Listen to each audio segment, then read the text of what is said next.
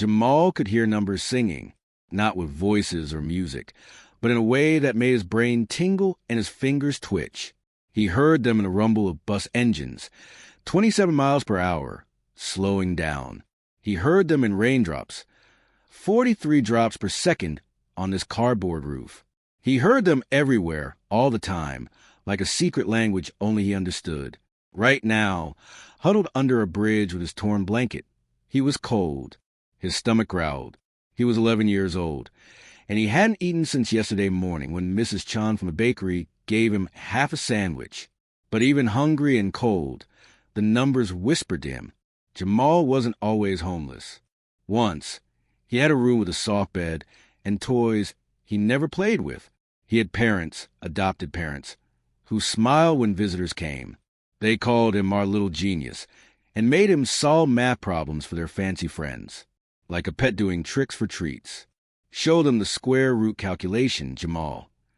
Explain probability theory, Jamal. Isn't he amazing? They never asked if he was happy. They never asked what he dreamed about or what scared him at night. They only cared about what his brain could do, not about who he was inside. So one rainy night, 6 months ago, Jamal ran away. He chose cold streets over warm beds that felt like cages.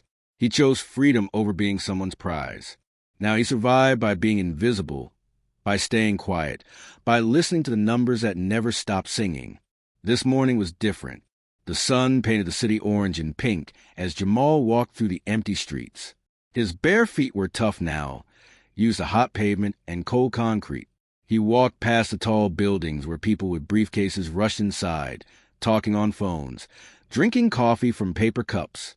Then he heard something that made him stop. It came from inside a massive glass tower, a building so shiny it looked like it was made of mirrors. Through the revolving doors, past a security guard reading his newspaper, Jamal heard wrong numbers. Numbers that didn't fit together. Numbers fighting with each other like puzzle pieces forced into the wrong spots. His brain itched. Something was broken in there. Something big. Jamal knew he shouldn't go inside. Security guards always chased him away. People with clean clothes and important jobs didn't want to see homeless kids. He made them uncomfortable. He reminded them of things they didn't want to think about. But the numbers kept calling him. Wrong, wrong, wrong, they whispered. Fix us, fix us, fix us. His feet moved before he could stop them. The lobby was incredible. All marble floors and glass chandeliers that sparkled like frozen waterfalls. The air conditioning felt like heaven after the hot morning outside. Jamal's dirty clothes and messy hair looked even worse in this clean, perfect place. The security guard looked up. His eyes narrowed. Hey, kid, you can't. But Jamal was already running toward the elevator, following the numbers. The doors were closing, and he slipped inside just in time. A woman in a blue suit gasped and moved away from him, holding her purse tight. Which floor? She asked, her voice nervous. 17, Jamal said, though he didn't know why. The numbers told him 17. The elevator hummed upward. The woman kept staring at him with worried eyes.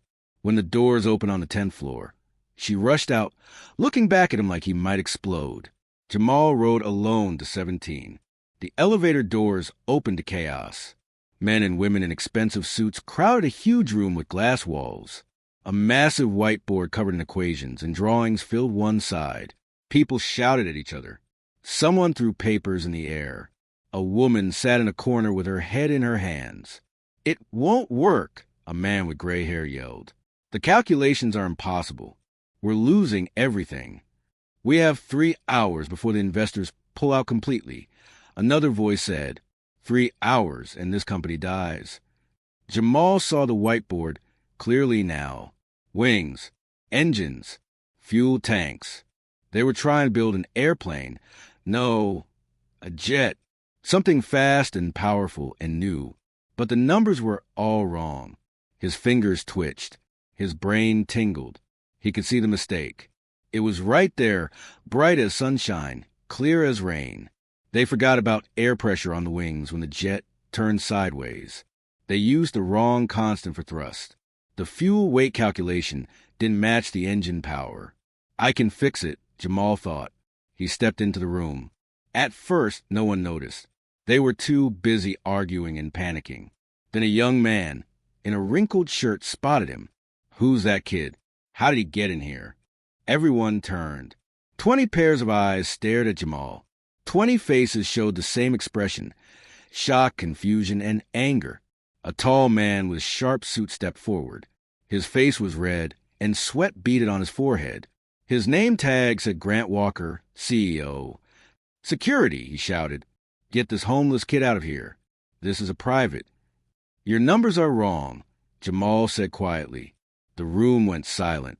Grant stared at him. "What did you just say?" Jamal's heart hammered in his chest. His hands were shaking. But the numbers were so clear, so obvious. How could they not see? He pointed at the whiteboard with one dirty finger. "Your numbers are wrong," he repeated, louder this time. "That's why your jet won't fly." Someone laughed, a mean, nasty sound. "A homeless kid thinks he can solve what our engineers can't. This is ridiculous. Call security now." But Grant held up his hand. Something flickered in his eyes. Not quite hope, but maybe desperation. When you're drowning, you'll grab onto anything. Even a dirty kid who appeared from nowhere. "Wait," Grant said slowly. He looked at Jamal carefully, really looked at him. "What do you mean, the numbers are wrong?" Jamal took a deep breath. "I can fix it," he said. And in that moment, with 20 doubting faces staring at him, with his empty stomach and bare feet, with his whole heart pounding with fear and certainty, Jamal stepped toward the whiteboard. The numbers were singing louder now. "Fix us," they called. "Fix us, and everything changes." Jamal picked up a marker with his trembling hand. Everything was about to change.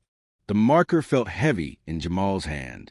20 people watched him like he was a bug they wanted to squash. "This better not be a waste of time," someone muttered. Grant crossed his arms. "You have 2 minutes. Kid, then security throws you out." Jamal stared at the whiteboard. The equation stared back. In his mind, he could see the jet, silver and sleek, cutting through clouds. But the numbers holding it together were tangled, knotted, wrong. He started erasing. "Hey!" an engineer shouted. "That's 3 hours of work." "It's 3 hours of wrong work," Jamal said softly. His hands moved fast now. Erase, right, calculate. The numbers flowed from his brain, through his arm onto the board. He forgot about the people watching. He forgot about his empty stomach and dirty clothes. There was only the problem, the beautiful problem that needed fixing. "The wing angle is correct," he said, drawing arrows. "But you forgot something. When the jet turns really fast turns, the air pressure changes. It pushes differently on different parts of the wing." He wrote a new equation. You use 1.2 for the pressure constant, but at high speeds during turns, it should be 1.47. "See?" A woman with glasses leaned closer. Her angry face started to look confused instead. Jamal moved to the next section. "And here, your thrust calculation. You're using the wrong formula for the engine type. This is a turbofan engine, not a turbojet. The air moves differently." His marker squeaked across the board. Numbers appeared like magic. Clear, clean, right? The fuel weight. Jamal chewed his lip, thinking hard. "You calculated it for full tanks, but you didn't account for how the weight shifts as fuel burns. The center of gravity changes. The jet becomes lighter in the back first, which affects balance. More equations, more arrows, more corrections." The room had gone completely quiet. Grant stepped closer to the board. His eyes moved across Jamal's work. His mouth opened, then closed. He looked at his chief engineer, a gray-haired woman named Dr. Sarah Chun. "Is he?" Grant couldn't finish the sentence. Dr. Chun pulled out her calculator. Her fingers flew across the buttons. She checked one equation, then another, then another. Her face went pale. "Oh, my God," she whispered. "He's right. He's completely right." The room exploded. "That's impossible. A kid couldn't." "Let me see that." Engineers rushed to the board, pulling out phones and tablets, checking Jamal's math. One by one, their faces changed from disbelief to shock to wonder. The pressure constant Of course. How do we miss that? The thrust formula. We've been using the wrong one for weeks. The fuel weight distribution. It's brilliant. Jamal stepped back from the board. His hand hurt from writing. His whole body shook, partly from fear, partly from something else. Something that felt like hope, but scared him even more. Grant stared at him with wide eyes. Who are you? Where did you learn this? I just see it, Jamal said quietly. The numbers talk to me. They always have. But you're a kid, a homeless kid. How? I wasn't always homeless. The words came out before Jamal could stop them. His chest felt tight. I had parents, adopted parents. They were rich like you. The room leaned in, listening. Jamal's voice got smaller. They adopted me because I was smart, really smart. They liked showing me off to their friends. Look at our genius son. Watch him solve impossible problems. Isn't he amazing? His hands clenched into fists. But they never asked if I was sad, or scared, or lonely. They never played games with me or read me stories. They just wanted my brain. Not me, just what I could do. A woman in the back wiped her eyes. They made me feel like a machine, Jamal continued, his voice cracking, like a calculator they could show off. So I ran away. I chose being cold and hungry over being a prize they could brag about. Grant's face had changed completely. The anger was gone. The desperation was gone. Now he looked sorry. Really, truly sorry. Kid, My name is Jamal, he said firmly. Not kid. Not the homeless boy. Not genius. Jamal. Jamal, Grant repeated softly. I am sorry. I'm so sorry that happened to you. Jamal shrugged, but his eyes were wet. Everyone's always sorry after they find out I'm useful. No one was sorry when I was just a hungry kid on the street. The words hung in the air like smoke. Dr. Chin moved closer to Jamal. She knelt down so her eyes were level with his. Jamal, what you did here. Fixing our calculations, that's incredible. But you know what's more incredible? Jamal shook his head. That you survived. That you stayed brave. That you chose freedom over comfort. That's the real genius. Something inside Jamal's chest cracked open. Tears spilled down his dirty cheeks. Grant cleared his throat. His voice sounded rough, like he was holding back tears too. Jamal, we need to talk. About a lot of things. But first, are you hungry? Jamal nodded. Security. Grant called. The guard from downstairs appeared, looking ready to grab Jamal. Don't you dare touch him, Grant said firmly. Go to the restaurant on the 5th floor. Bring back whatever this young man wants to eat. Put it on my personal account. And get him some water. And juice. And just bring everything. The security guard's mouth fell open. Sir, now please. The guard hurried away. Grant turned back to Jamal. While we wait for food, let's finish this. He gestured to the whiteboard. Will you help us complete the design? Not because we're ordering you to. Not because we need to use you. But because you started something beautiful, and maybe you'd like to see it finished? Jamal looked at the board, at the jet taking shape in equations and drawings, at the people watching him. Not with greed now, but with something that looked like respect. You won't try to keep me? He asked quietly. You won't call people to take me away? You won't make me do math tricks for your friends? Never, Grant promised. You can leave whenever you want. But Jamal, his voice got very soft. I hope you'll stay long enough to let us help you. Really help you. Not use you, help you.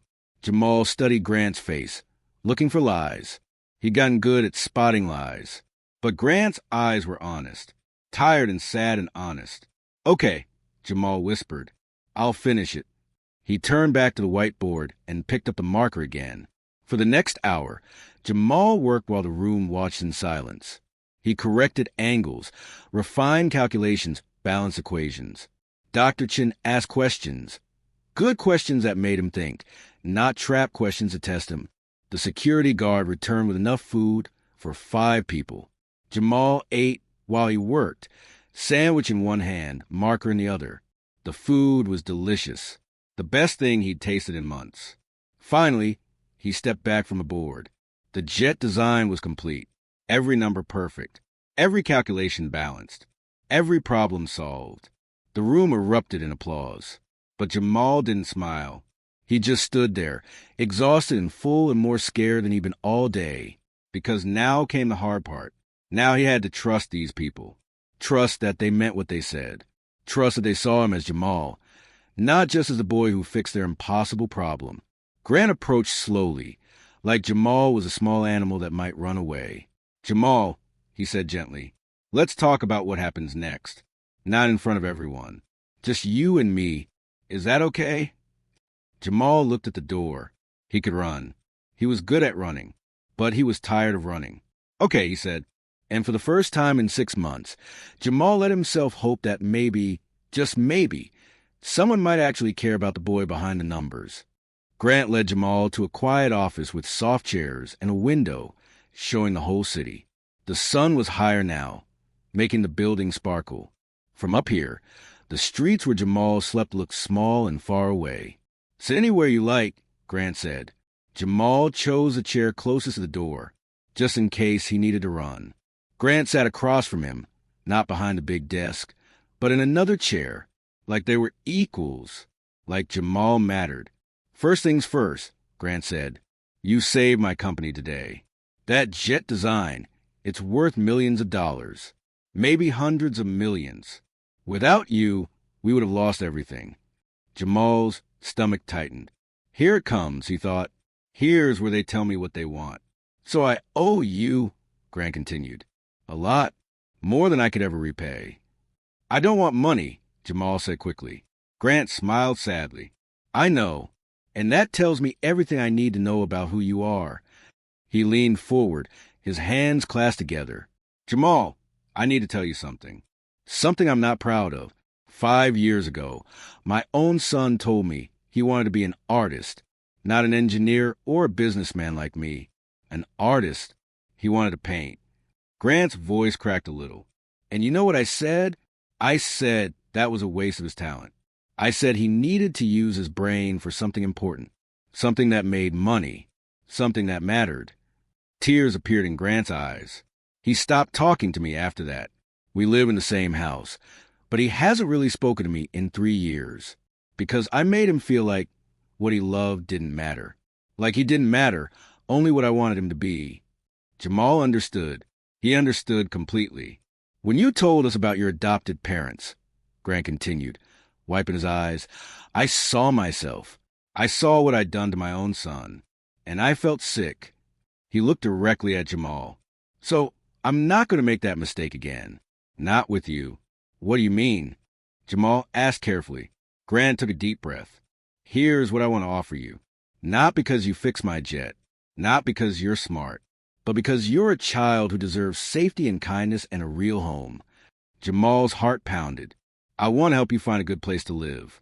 A foster family, a real family who will see you as Jamal, who will care if you're happy or sad, who will ask about your dreams, not just your math skills." "But," Jamal started. "Let me finish," Grant said gently. "I also want to set up something called a trust fund. It's money that will be yours when you're older, for college or art supplies or whatever you want. It's not payment for today. It's an investment in your future, your whole future, not just your brain." Jamal's hands were shaking. "Why would you do that?" "Because it's right. Because you deserve it. Because I failed my own son, and maybe helping you is how I start making things right."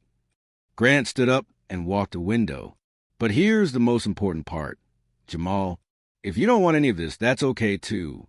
You can walk out that door right now, and I'll make sure you have food and a safe place to sleep tonight. And that's it.